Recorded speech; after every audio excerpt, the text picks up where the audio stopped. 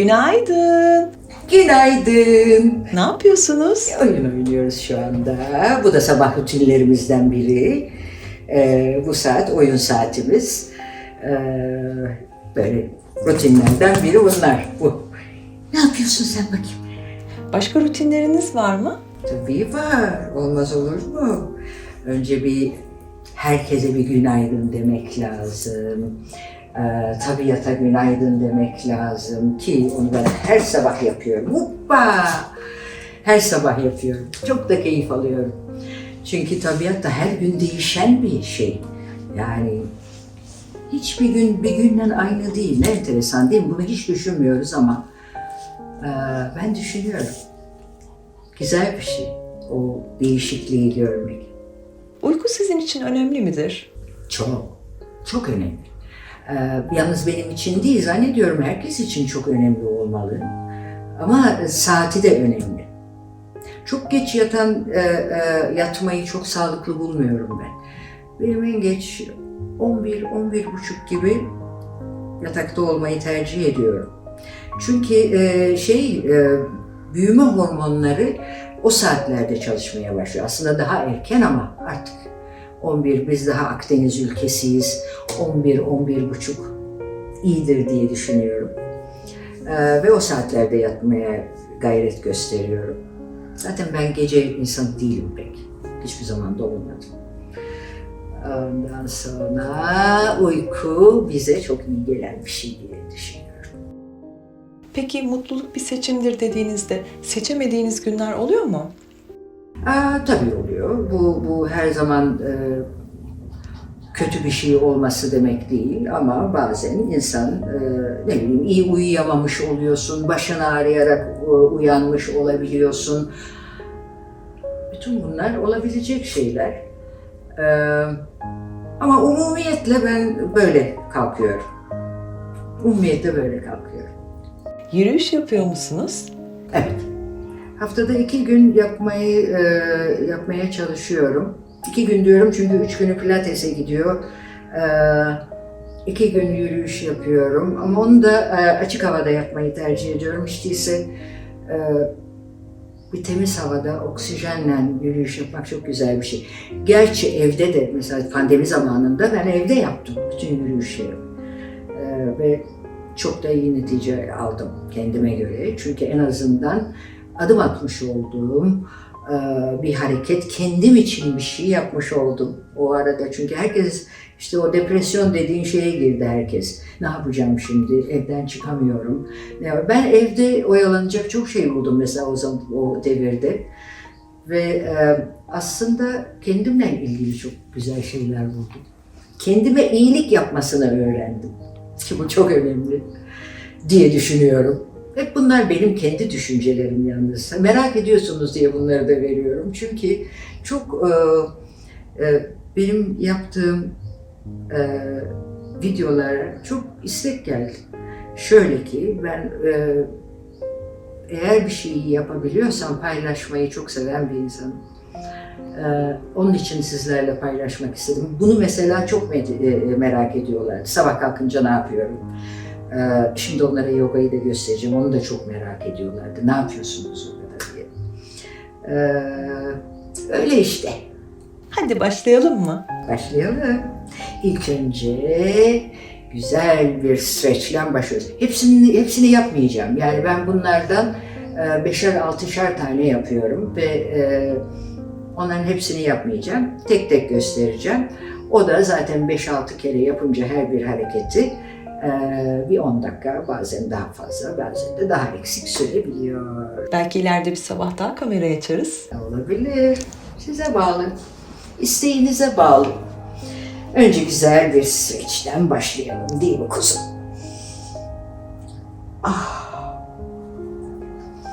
Ne kadar önemli biliyor musunuz? Stretch'in spor kadar önemli olduğunu söylemek isterim. Gerçi spor yapan biliyordur ama yapmayanlar için stretch spor kadar önemli.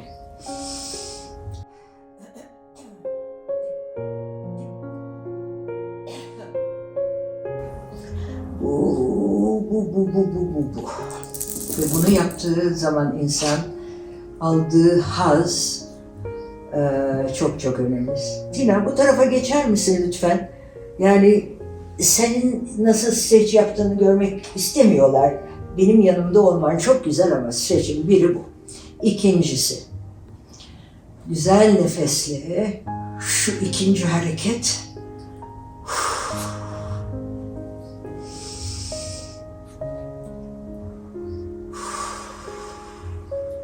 Sizin yaş grubunuz, hatta sizden küçükler bile kronik ağrılardan şikayet ediyorlar. Sizin ağrılarınız oluyor mu? Hayır, olmuyor.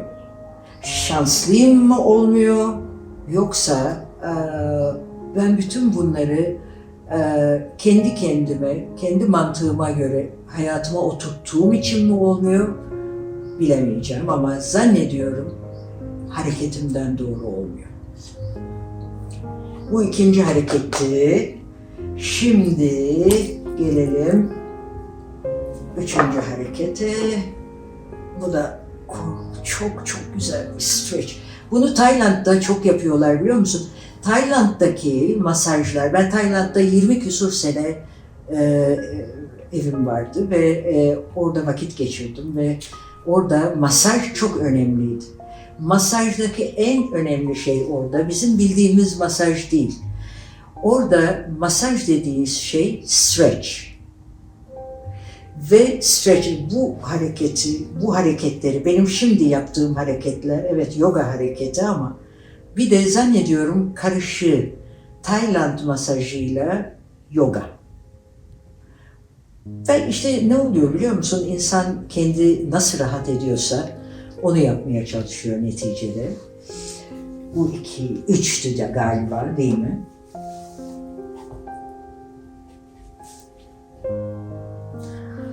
Gelelim.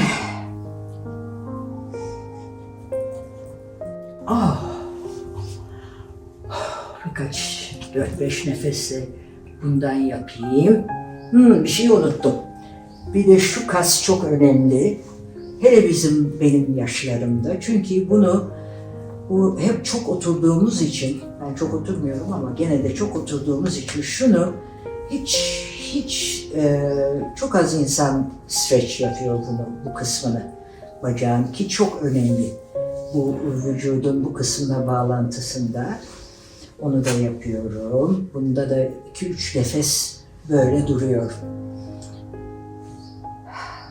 Bu ne kadar yere basarsa bu dizler o kadar iyi. Zaten yaptığınız zaman bunun stretchini hissedeceksiniz. Bu bütün burayı açıyor. Çok önemli.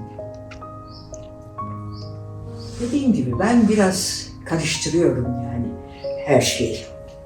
Ondan sonra şöyle gel sen de gel. Bu kısmında daima iltihak ediyor da. Onun için kızım benim çok meraklı yogaya, değil mi? Peki, tamam.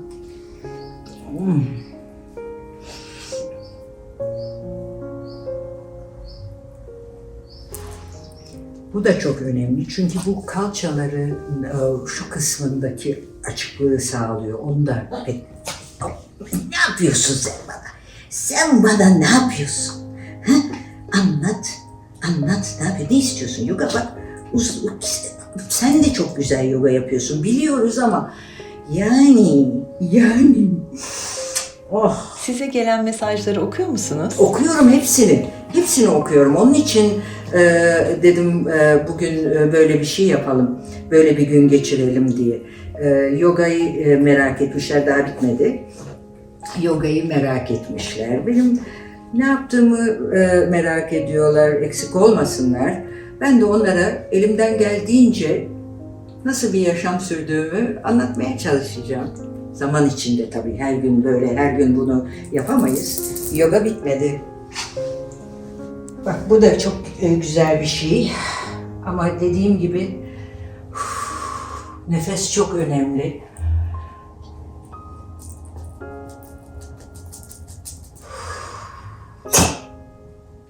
Bundan da 3-4 defa yapıyorum. Ondan sonra şöyle gene stretch. Tina bir dakika ama. Ondan sonra yine böyle bir stretch. Hav, hav, hav.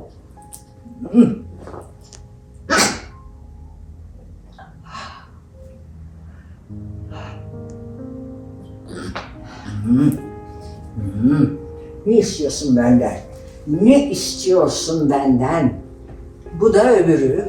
İşte bu yoga mesela. Ciddi bir yoga hareketi. Şu. Bundan da birkaç nefes. Kaç yıldır yapıyorsunuz? Ben 30 yaşında filan bir merak sardım. O zaman Amerika'da yaşıyordum, Los Angeles'ta yaşıyordum. Bir baktım, herkes sabah 6'da ya koşuyor, ya yürüyor, ya spor salonuna gidiyor. Allah Allah dedim ve yaşı yok. Yani herkes. Aslında spor benim hayatıma biraz orada girdi.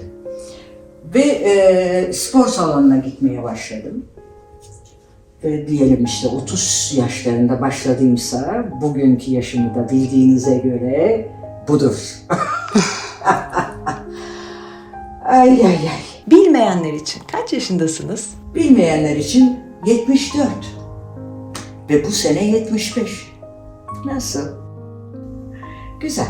Ne burcusunuz? Ben terazi burcuyum.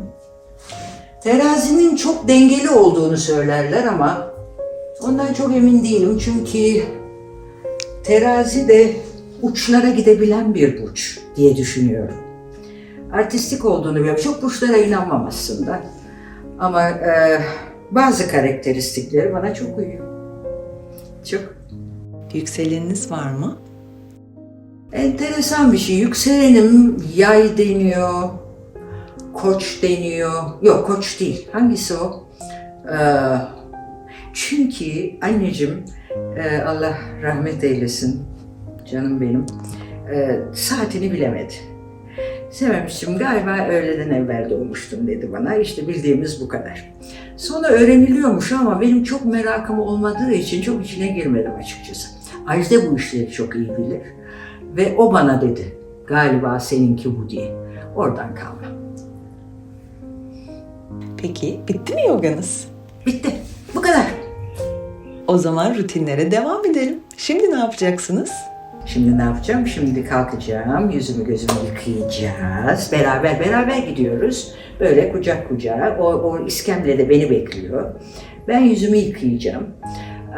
Ondan sonra dişimi fırçalayacağım. Sonra beraber parfümlenip kahvaltıya başlayacağız.